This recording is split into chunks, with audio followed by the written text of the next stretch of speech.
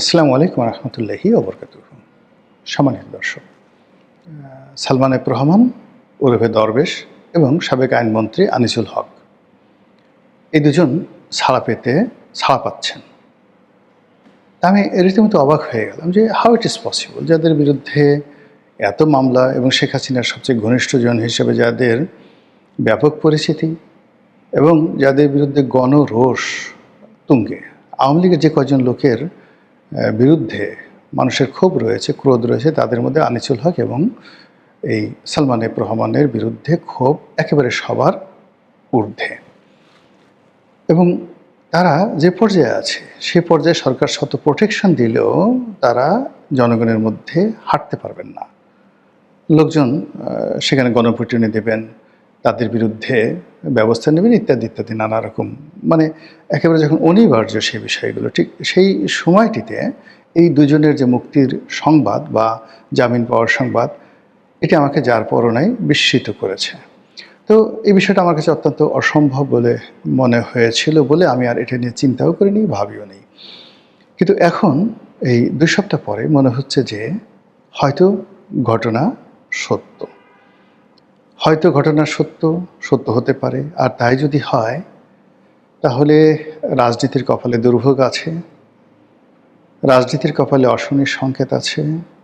এবং শেখ হাসিনার পতনে আমরা যারা উল্লাস করেছিলাম, শেখ হাসিনার পতনের জন্য যারা এই বাংলাদেশে সুদীর্ঘ 17 বছর লড়াই করেছেন, সংগ্রাম করেছেন, তাদের সকলের মুখে রীতিমতো চপেটাঘাত বা জুতো পিটা পড়বে।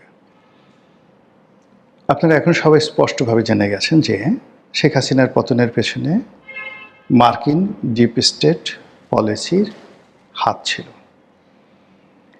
এই মার্কিন ডিপ স্টেট পলিসির কারণে আমেরিকা ভারতকে নিউট্রাল করে ফেলেছিল আওয়ামী লীগের বিষয়ে। 2 নম্বর হলো, তারা অস্ত্র দিয়ে হাজার হাজার কোটি টাকা দিয়ে দেশি এবং বিদেশি সন্ত্রাসী দিয়ে, শুটার দিয়ে, মানে যারা গুলি করতে পারে নিখুঁত নিশানায়, এবং নিজেদের FBI থেকে শুরু করে তাদের যে সকল গোয়েন্দা সংস্থার লোকজন রয়েছে তাদেরকে বাংলাদেশে পাঠিয়ে এই বাংলাদেশে যে তারা জুন, জুলাই, আগস্ট 2024 এই 3টি মাসে তাণ্ডব করেছে, এই গুজব এখন সারা বাংলাদেশে মশহুর। ওয়েস্টিনে একজন আমেরিকান কর্নেল মারা গেছেন, আপনারা জানেন। আজ পর্যন্ত তদন্ত হয়নি। ব্রিগেডিয়ার সাখাওয়াত যে কথা বলেছেন যে বিদেশি লোকজন যাদের চেহারা আমাদের মতো নয়, তারা 7.62 বোরের স্নাইপার রাইফেল হাতে নিয়ে সিভিলিয়ানদের পোশাক পরে আর্মি, পুলিশ এবং সাধারণ জনগণের উপর গুলি চালিয়ে মারাত্মকভাবে সন্ত্রাস করেছে এবং বহু মানুষকে খুন করেছে। এটা এখন একটা মীমাংসিত সত্য। এই সত্যটি স্বীকার করে বিচার করাটা এখন আমাদের জাতীয় দায়িত্ব এবং কর্তব্য।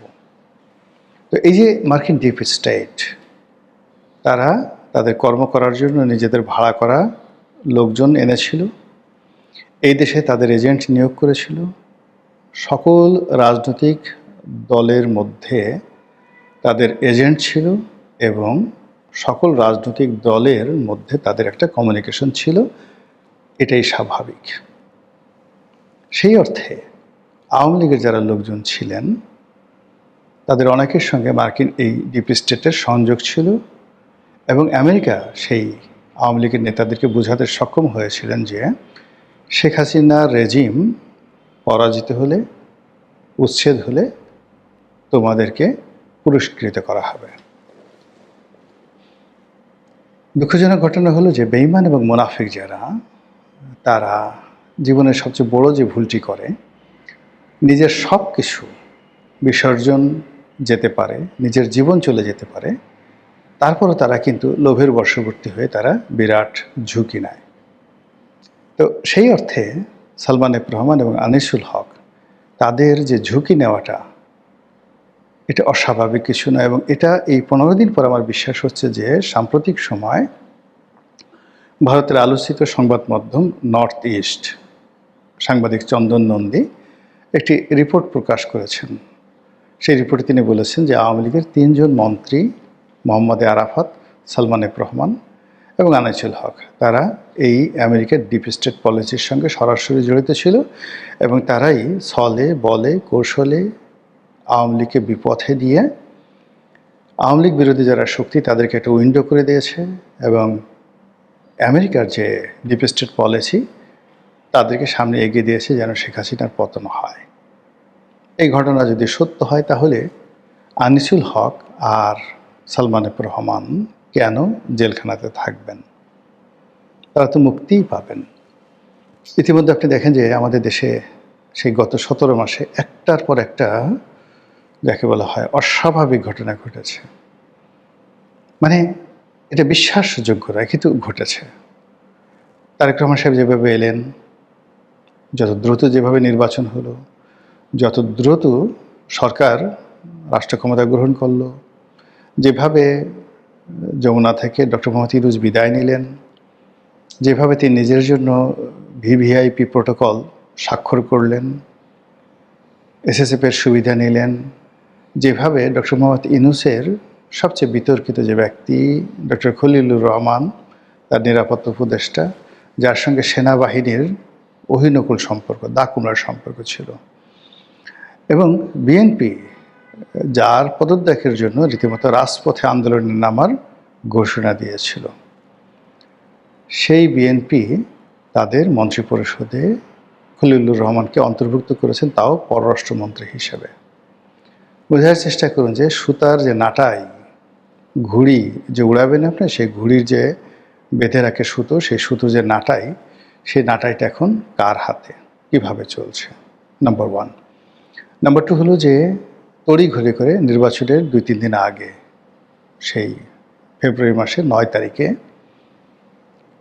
আমেরিকার সঙ্গে একটি নন ডিসক্লোজার চুক্তি হয়েছিল। কী চুক্তি হয়েছে আমরা জানি না। আমাদের দেশে কি মার্কিন সেনাবাহিনী পোতাশ্রয় স্থাপন করবে? এখানে কি ক্যান্টনমেন্ট করবে? সামরিক ঘাঁটি করবে? এখানে কি তারা কোনো তাদের রাডার স্থাপন করবে? তারা কি সেন্ট মার্টিন দ্বীপ লিজ নেবে বা নিয়ে নেবে? ইত্যাদি নানা প্রশ্ন রয়ে গেছে। এর বাইরে যেটা আমরা জানতে পেরেছি যে আমেরিকা থেকে বোয়িং প্লেন কিনতে হবে বহু সংখ্যক, যার ডিল হবে 36,000 কোটি টাকা, অর্থাৎ 36,000 কোটি টাকা মূল্যের আমেরিকার বোয়িং প্লেন আমাদেরকে কিনতে হবে, এই চুক্তি হয়েছে। এর বাইরে আমরা এখন চীন থেকে যেভাবে গোলা বারুদ, অস্ত্রশস্ত্র সংগ্রহ করছি পুলিশের জন্য, মিলিটারির জন্য, এই জিনিসগুলো এখন থেকে আমেরিকা থেকে আনতে হবে। এর বাইরে আমেরিকার বহু সংখ্যক পণ্য, প্রায় 3,000-এর মতো পণ্য বাংলাদেশে আসবে বিনা শুল্কে। এরকম চুক্তি স্বাক্ষরিত হয়েছে, যেটি পত্রপত্রিকায় আসছে। যেটা আসেনি সেটি হলো নন ডিসক্লোজার, প্রকাশ করা যাবে না। এখন এগুলো নিয়ে খুব সমালোচনা হচ্ছে, এগুলো নিয়ে নানা রকম কথাবার্তা হচ্ছে, এবং তারই প্রেক্ষিতে জনাব খলিলুর রহমান পররাষ্ট্রমন্ত্রী, তিনি খুব সুন্দর করে একেবারে স্পষ্ট বাংলায় বলে দিয়েছেন। তিনি খুব চমৎকার করে বাংলা বললেন, ইংরেজিও খুব সুন্দর করে বলেন, এবং ডক্টর মোহাম্মদ ইউনূসের জমানাতে বোঝা যায়নি যে এই ভদ্রলোক এত সুন্দর কথা বলতে পারেন। তো তিনি স্পষ্ট করে বলেছেন যে এই যে চুক্তি হয়েছে, নন ডিসক্লোজার চুক্তি হয়েছে, সেই চুক্তির ব্যাপারে দেশের প্রধান 2টি রাজনৈতিক দল তাদের সম্মতি নেওয়া হয়েছিল। ডক্টর মোহাম্মদ ইউনূস একা দায়ী নন, আর ইচ্ছা করলেই এই চুক্তি থেকে বিএনপি বের হতে পারবে না, জামাত এই চুক্তির বিরুদ্ধে টু শব্দ করতে পারবে না। এর কারণ হলো এই চুক্তি স্বাক্ষরের আগেই তাদের কাছ থেকে সম্মতি নেওয়া হয়েছিল, এবং এই কাজটি আমেরিকা কিভাবে করেছে? আমেরিকা উপরে দেখিয়েছে তারা জামাতকে ক্ষমতায় আনবে। জামাত বলেছে দাও, কেল্লাফ হতে দেড় যাক, যা কিছু হোক তাতে আমাদের কি, ক্ষমতায় আসেনি, তারপর দেখা যাবে কি হয় বা না হয়। অন্যদিকে বিএনপির সঙ্গে আমেরিকার সম্পর্ক ভালো ছিল না, এবং শেষের দিকে বিএনপিকে যখন টোপ দেওয়া হলো যে ঠিক আছে তোমাদেরকে ক্ষমতায় আনা হবে, তখন বিএনপি হয়তো এই ব্যাপারে সম্মতি দিয়েছে। আর এই কথা নিয়ে খুব খোলামেলা কথাবার্তা বলতে হচ্ছে, বিকজ এটা আর এখন কোনো গোপন বিষয় না, এই ব্যাপারে সরাসরি খলিলুর রহমান বলে দিয়েছেন। তো সেই নন ডিসক্লোজার যে চুক্তি, সেই চুক্তি বাস্তবায়ন করতে হবে, দেয়ার ইজ নো ওয়ে। এবং এই ব্যাপারে একটা চিঠি দিয়ে জনাব ডোনাল্ড ট্রাম্প আমাদের তারেক রহমান সাহেবকে স্পষ্টভাবে বলে দিয়েছেন এবং তিনি সেখানে ডিসাইসিভ যে শব্দটি ব্যবহার করেছেন, যে যুদ্ধে সাধারণত এই শব্দটি ব্যবহৃত হয়, মীমাংসিত যুদ্ধ, এবং যে যুদ্ধ একটি দেশের ইতিহাস চেঞ্জ করে দেয়। তো সেক্ষেত্রে আমেরিকার সঙ্গে আমাদের যে চুক্তিগুলো হয়েছে সেইগুলোকে তিনি ডিসাইসিভ অ্যাগ্রিমেন্ট বলার চেষ্টা করেছেন, যে চুক্তি যদি লঙ্ঘিত হয় যুদ্ধ বেঁধে যাবে এবং সেই চুক্তি যদি বাস্তবায়িত হয় তাহলে বাংলাদেশের ইতিহাস পরিবর্তন হয়ে যাবে। তো এই যে আমেরিকাকে বাংলাদেশে ঢোকানোর ব্যাপারে যারা যারা কাজ করেছেন তাদের মধ্যে আওয়ামী লীগের পক্ষে যে 3 জন মন্ত্রী কাজ করেছেন তারা কেন বিপদে থাকবেন? আপনারা জানেন যে মোহাম্মদ আরাফাত এখন আমেরিকাতে আছেন, আমেরিকা থেকে আশ্রয় দিয়েছেন। অন্যদিকে যে 2 জন ব্যক্তি আনিসুল হক এবং সালমান এফ রহমান, তারা সেনা হেফাজতে ছিলেন এবং বলা হয়ে থাকে, বা যদি আপনি ধারণা করেন যে এই যে তারা যে সেনা হেফাজতে ছিলেন এটার পেছনে আমেরিকার গ্রিন সিগন্যাল ছিল, এটা কি অস্বাভাবিক নয়? যেখানে বিসাদৃশ্য হয়েছে সেটা তাদের মোষ কামিয়ে দেওয়া হয়েছে, তাদের দাড়ি কামিয়ে দেওয়া হয়েছে, তাদেরকে লুঙ্গি পরে তারপর শেষে তাদের গায়ে সেই যে জ্যাকেট পরে তাদেরকে নাটক করার জন্য গ্রেপ্তারের আগে তাদেরকে ঘোরানো হয়েছে স্পিড বোটে করে। এই জিনিসটুকু ছাড়া আর সবই ঠিক ছিল। এখনও পর্যন্ত শিরিন শারমিন চৌধুরী, হুইপ ইকবালুর রহিম, তারা কি সেনা হেফাজতে নেই? না, তারা কোথায় আছে? ক্যান্টনমেন্টে না ক্যান্টনমেন্টের বাইরে? আমরা প্রশ্ন করতে পারছি না, এখন পর্যন্ত প্রশ্ন করতে পারছি না, জিজ্ঞাসা করতে পারছি না।